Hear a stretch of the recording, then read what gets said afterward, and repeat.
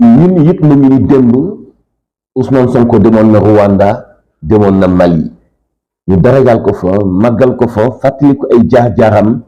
laata muy ànd ak frère président Bassirou Diomaye Faye di toog ci bopp réewu Sénégal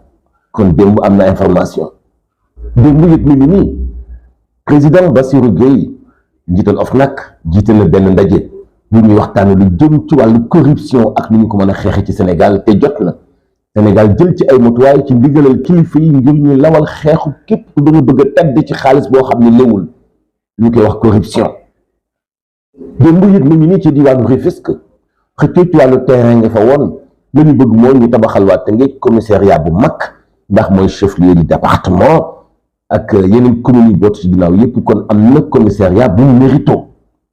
démb yëg nañu ni commission bi ñu santoon mu amal ay audit ci fi nga xam ni moo di littoral bi noppi na ci rapport am ba jébbal ko président de la république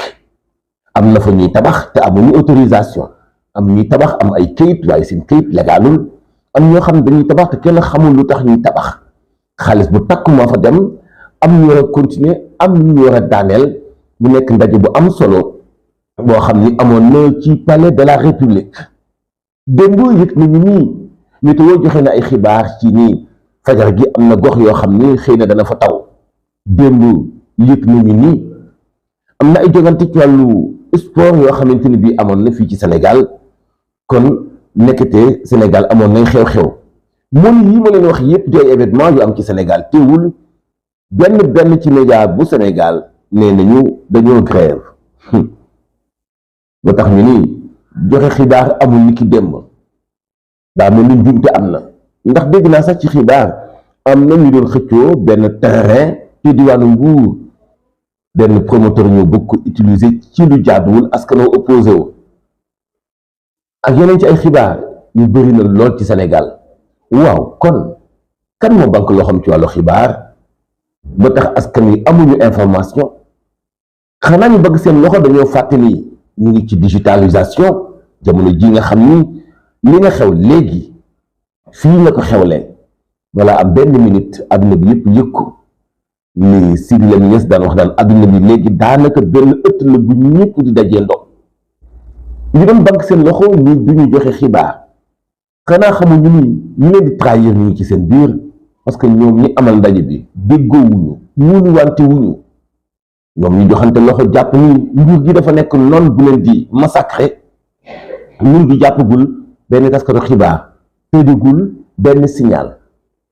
et pourtant dund ngeen ko ci kanamu ñu ngeen dul woon woowee ay monstre ak ñu am yéene yi tëj seeni ay média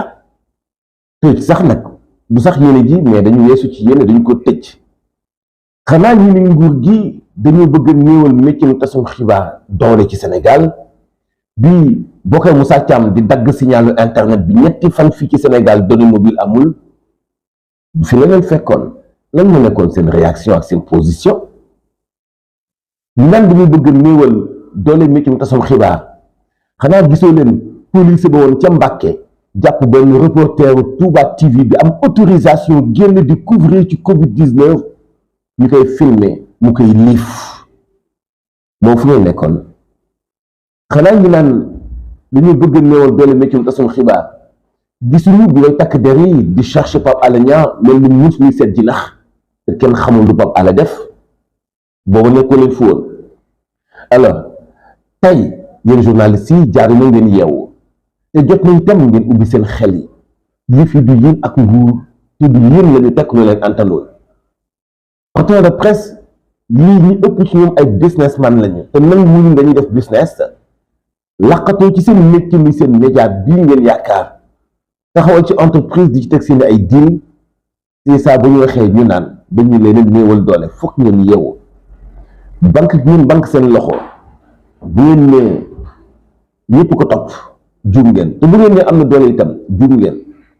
bu fekkente ni bi benn une wala ñaari yu tugal def ci banque seen loxo mooy li ko tax a am doole juum ngeen da ngeen fàttali waa tugal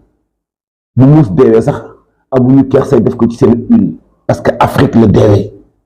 ku ñu couvrir sa défaite fii ci Afrique